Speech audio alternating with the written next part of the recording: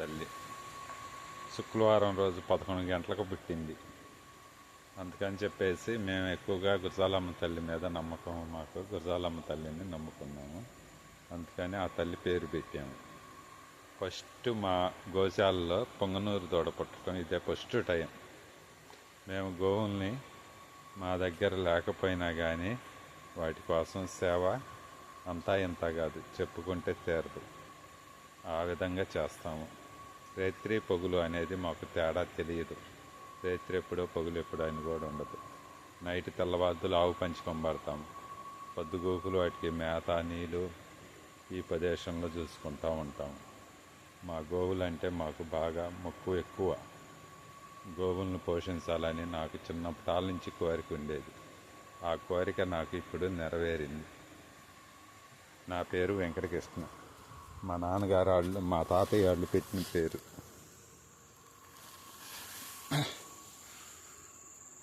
ఆ విధంగా కృష్ణ అని పెట్టినందుకు, లాస్ట్ కృష్ణ వచ్చినందుకు నాకు గోవుల మీద ప్రేమ ఎక్కువ. నేను గోవుల కోసం సేవ అంతా ఇంత కాదు, అది చెప్పుకోకూడదు. మనం గోవులకి చేసేది, వాళ్ళు లేనిది మనం లేము. ఇదిగోండి చుట్టూ నెట్టుగుడ్డ దోమ అనేది ఒక్కటి కొట్టకుండా ప్రశాంతంగా పనుకునేటట్టు చేస్తాం. ఏ గోశాలలో కూడా ఈ విధంగా చెయ్యరు. కానీ నాకు ఇన్కమ్ లేకపోయినా కానీ నాకు స్తోమత పొంది నేను గోవుల్ని పోషిస్తున్నాను. మా గురజాలమ్మ తల్లికి పుట్టింది. వాళ్ళ అమ్మ పేరు గాయత్రి.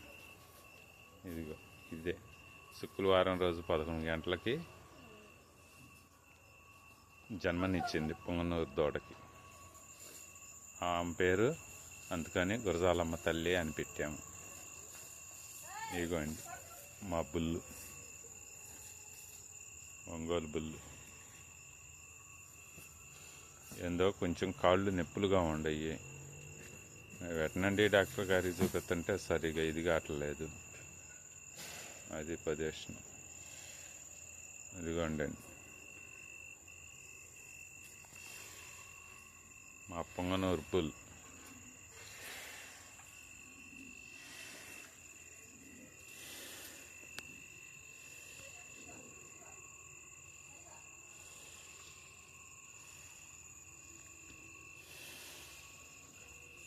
మినియేచర్ పొంగనూరు.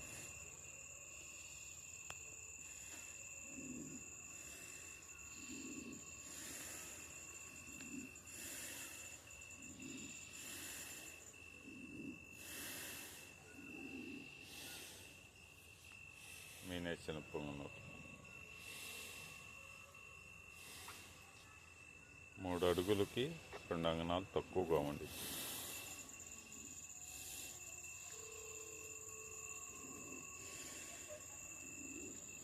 శివయ్య, ఈయన పేరు శివరాత్రి రోజు పుట్టాడు.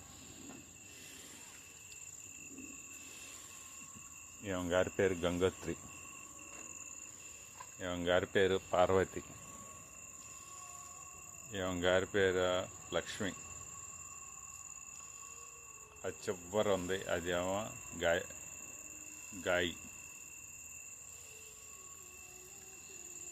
ఈమె గారి పేరు మహాలక్ష్మి. ఈమె పేరు కార్తీక్. ఈయన పేరు సింహ. ఈమె పేరు అను. ఈమె పేరు సాహి. ఈమె పేరు వచ్చేసే తల్లికి ఈమె పేరు మహాలక్ష్మి. ఈమె గారి పేరు.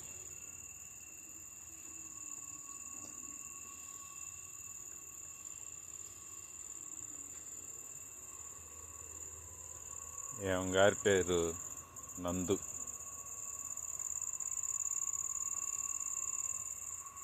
ఈయన గారి పేరు వచ్చేసి భీమ. ఇంకొక పెద్ద భీమ వేరే చాట ఉంది, ఆవుల మీద క్రాసింగ్ తీసుకెళ్ళారు. ఈయన గారి పేరు భీమ. ఈయన గారి పేరు అంజి. కానీ నా గోశాలలో నేను వీటికి 4 సంవత్సరాలు నేనే సాగేసి వేరే వాళ్ళకి ఫ్రీగా తోలుకోమని జత కోడిదోళ్ళు ఇచ్చాను. సీజన్ మొత్తం తోలుకున్నారు, మనకి అప్పచెప్పారు. కానీ నేను గోవులను కానీ నందులను కానీ అమ్మటానికి నాకు ఇష్టం లేదు, కబేలాకపోతున్నాయి. చివరికి మనకి యంత్రాలు ఎక్కువ అయ్యేతలకి నందులు గోవులు కనపడే పరిస్థితి ఉండదు, కనుమరుగైపోతాయి. కావున ఈ రకంగా గోవులను పోషించే గోపాలకులు ఉన్నప్పుడు కార్పొరేటర్లు ముందుకొచ్చి గోశాలకు తగినంత సహాయంగా వాళ్ళు విరాళం ఇస్తే గోవులను మనం సంరక్షించుకోవటానికి కొంచెం చేమేసులుగా ఉంటుంది. కావున గోవుల్ని పోషించేవాళ్ళు చివరికి కనుమరుగైపోతున్నారు. ఒక గోవును పోషించాలంటే లెక్క చూస్తున్నారు, అదే ఒక గేదెను పోషించాలంటే లెక్క చూడట్లా. ఎందుకంటే డైలీ ఇన్కమింగ్ వస్తుందని చెప్పేసి 1,50,000 పెట్టైనా గేదెను కొంటారు, 30 ఏళ్ళు పెట్టి ఆవును కొనలేరు. ఎందుకంటే గోమాతలో ఇన్కమింగ్ లేదని చెప్పేసి గోమాతని కొనటానికి ఇష్టపడరు. కానీ ఒక గోవు ఉంటే గేదె దాని పాల దిగుబడికి వచ్చే అంత ఆదాయం మీద 10 అంతలు గోమాతలో ఉంది.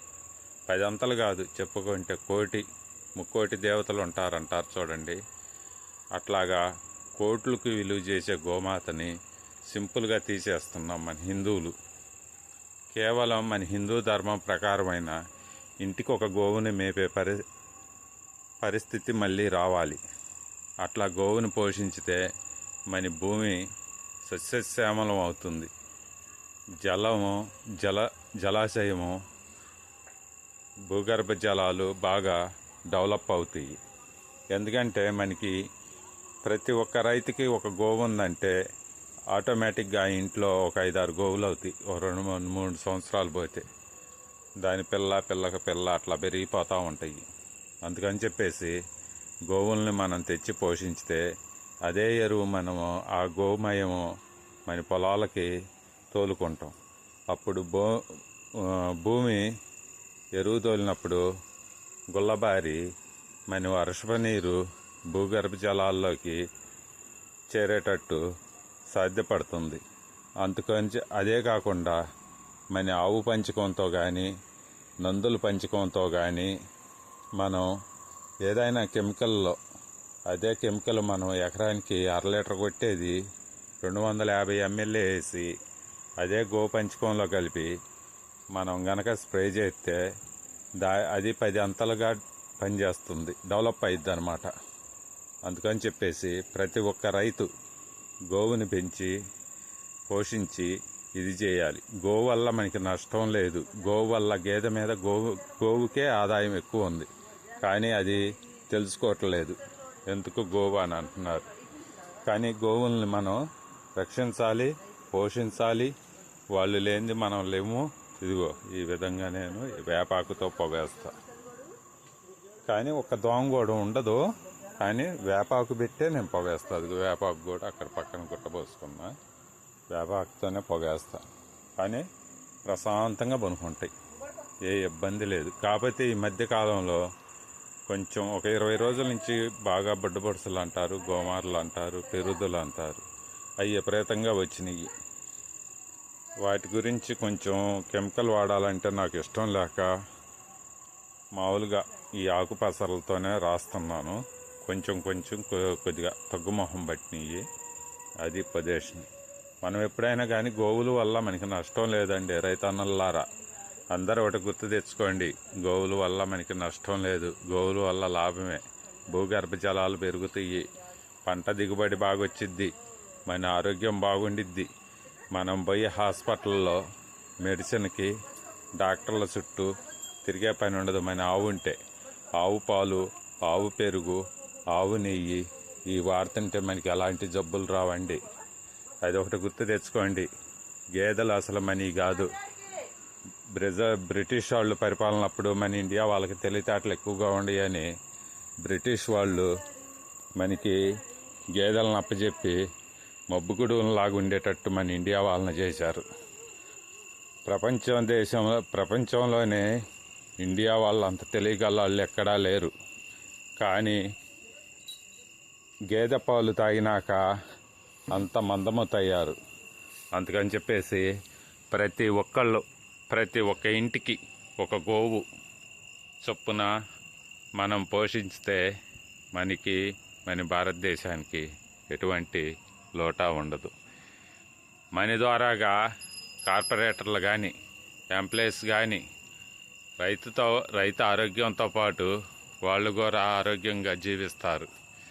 అది ముందు తెలుసుకోవాలి. కార్పొరేటర్లు కానీ ఒక రాజకీయ నాయకుడు కానీ ఎవరైనా కానీ ముఖ్యమంత్రి కానీ ప్రధాని కానీ ఎవరైనా సరే ఎమ్మెల్యే కానీ ఎంపీ కానీ కలెక్టర్ కానీ ప్రతి ఒక్కళ్ళు దీని మీద అవగాహన రైతులకు చేరవేయాలి. రైతుల్లో అవగాహన పెరిగేటట్టు రోజుకి ఒక మండలం కింద ఒక బ్యాచ్ని ఇచ్చేసి గోవు గురించి